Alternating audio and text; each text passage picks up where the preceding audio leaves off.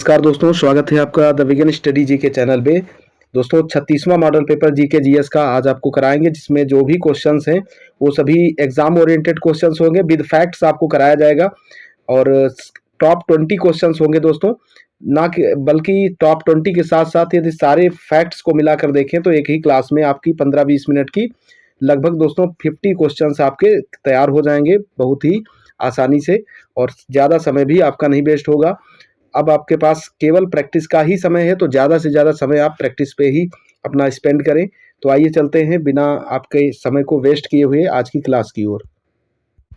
दोस्तों आज का पहला प्रश्न है, बंगाल के हुसैन शाही वंश की समाप्ति के बाद बंगाल का उत्तराधिकारी कौन बनता है?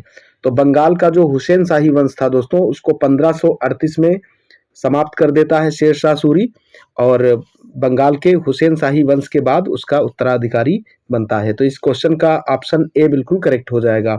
शेर शाह सूरी से जुड़ा हुआ दोस्तों एक दो प्रश्न जो फैक्ट्स हैं वो आपको याद रखने हैं।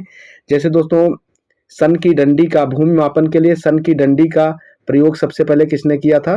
तो शेर शाह सूरी के समय में ही हुआ था।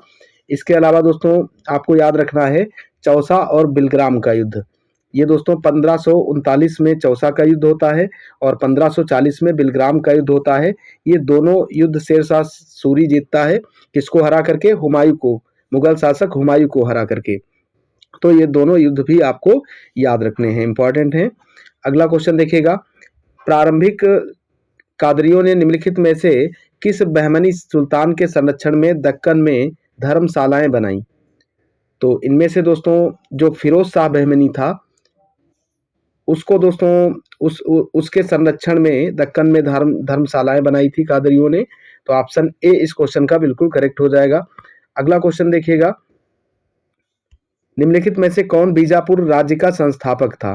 बीजापुर की स्थापना दोस्तों किसने किया था? आदिल शाह ने, यूसुफ आदिल शाह ने किया था। ऑप्शन ए इसका बिल्कुल करेक्ट हो जाएगा। और कब किया था दोस्तों? 1489 में इसने स्थापना की थी, इसको भी आपको याद रखना है। अगला क्वेश्चन देखिएगा, निम्नलिखित में से किस मुगल बादशाह की सैयद बंधुओं ने हत्या कर दी थी? तो इनमें से दोस्तों फर्रुखसियर जो है, मुगल काल का जो शासक था फर्रुखसियर, इसकी हत्या दोस्तों सैयद बंधुओं ने कर दी थी। सैयद बंधुओं से एक क्वेश्चन आपको याद रखना है यहाँ पे, इनको दोस्तों किंग मेकर के नाम से भी जाना जाता था। किंग मेकर के नाम से भी जाना जाता था। ये क्वेश्चन भी पूछा जा चुका है कि किंग मेकर के नाम से किसे जाना जाता था? सैयद बंधुओं को। तो ये क्वेश्चन भी आपको याद कर लेना है। इसके अलावा फर्रुखसियर की बात करते हैं, तो फर्रुखसियर को दोस्तों घृणित कायर भी कहा गया है। मुगल वंश का घृणित कायर क्या कहा गया है दोस्तों? इसको घृणित कायर भी कहा गया है। तो ये क्वेश्चन भी आपको साथ में याद कर लेना है, घृणित कायर। और इसकी हत्या दोस्तों सैयद बंधुओं ने कर दी थी, और ये 1719 में इसकी हत्या की गई थी। तो ये भी आपको याद रखना है। और इसके बाद में दोस्तों सैयद बंधुओं ने इन दो व्यक्तियों को जो उस समय का पद था इसका दोस्तों, उस पद पर, बादशाह के पद पर नियोजित किया था। कौन थे दोस्तों? रफी उस दरजात और रफी उद दौला। तो इन दोनों को भी आपको याद रखना है। क्वेश्चन यदि आपसे पूछा जाता है कि फर्रुखसियर की हत्या के बाद किसको गद्दी पे बैठाया था, तो रफी उस दरजात को और रफी उस दौला को। अगला क्वेश्चन देखिएगा, अकबर ने राजस्व निर्धारण की रे प्रणाली को अपनाया, जिसने बाद में अपने भू राजस्व सुधारों के हिस्से के रूप में समाप्त कर दिया था। निम्नलिखित में से किसने रे प्रणाली की शुरुआत की थी? तो रे या राई प्रणाली इसको कहते हैं दोस्तों। क्या कहते हैं? राई प्रणाली। इसकी शुरुआत की थी अलाउद्दीन खिलजी ने, और बाद में इसको दोस्तों अकबर अपनाता है। और ये प्रणाली बाद में अपडेट होके दहसाला जो व्यवस्था थी, जिसका जनक कौन था दोस्तों? टोडरमल था। तो दहसाला व्यवस्था का ये पार्ट बनती है। तो इसको भी आपको याद रखना है। दहसाला व्यवस्था को टोडरमल के द्वारा कब दिया गया था, कब लागू किया गया था? तो 1580 में। ये भी आपको साथ में याद करना है। अगला क्वेश्चन देखिएगा, अगला क्वेश्चन है, अकबर के समय में भू राजस्व कितना था? तो अकबर के समय में भू राजस्व की दर थी दोस्तों 1/3। 1/3 था, लगभग 33% दोस्तों भू राजस्व दर थी अकबर के समय में। और दहसाला व्यवस्था उस समय चल रही थी, यानी प्रति 10 वर्ष पे 10 वर्ष के बाद में दोस्तों जो कुल उपज होती थी उस उपज का 1/3 यानी 33% जो है भाग देना पड़ता था राजस्व के रूप में, और 33% ये भाग जो था ये अनाज या फिर नकदी के रूप में भी प्राप्त किया जा सकता था। तो ये क्वेश्चन आपको याद रखना है। अगला क्वेश्चन देखिएगा, निम्नलिखित में से किस राज्य को कुप्रशासन के बहाने ब्रिटिश साम्राज्य में मिलाया गया था?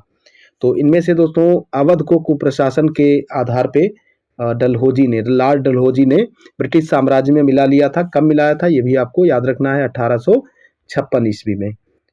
यहाँ का दोस्तों अवध का जो नवाब था वाजिद अली शाह, इस पर कुशासन का आरोप लगा था और इस आधार पर अवध को लॉर्ड डलहौजी ने ब्रिटिश साम्राज्य में मिला लिया था।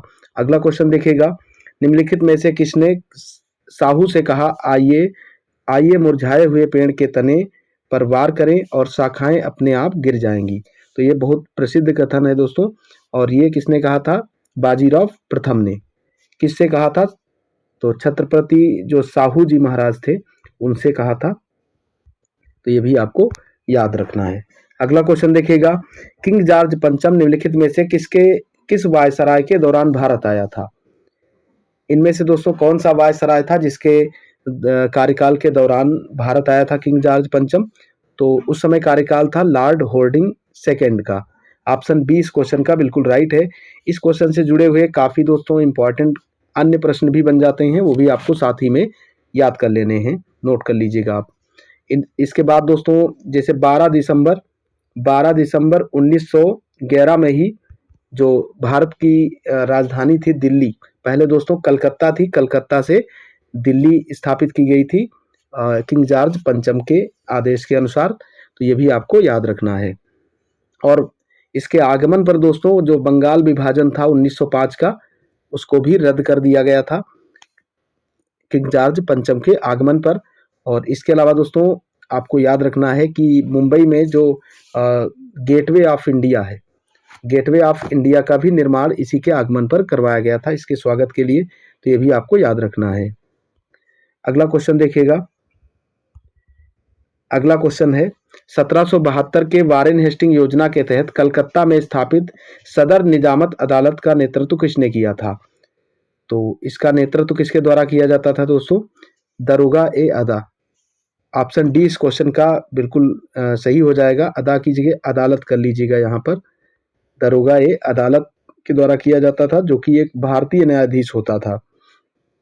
अगला क्वेश्चन देखिएगा, किस व्यक्ति में दृष्टि वैषम्य किस कारण होता है? किसी व्यक्ति में, यहाँ पे किसी व्यक्ति कर लीजिएगा, किसी व्यक्ति में दृष्टि वैषम्य किस कारण होता है?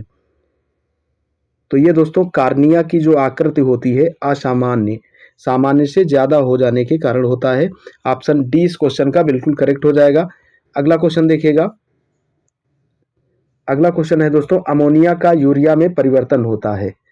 अमोनिया का यूरिया में परिवर्तन यकृत में होता है। ऑप्शन बी इस क्वेश्चन का बिल्कुल करेक्ट हो जाएगा, और आप इसे याद कर लीजिएगा। इंपॉर्टेंट क्वेश्चन है दोस्तों, और आपके एग्जाम में पूछा जा सकता है।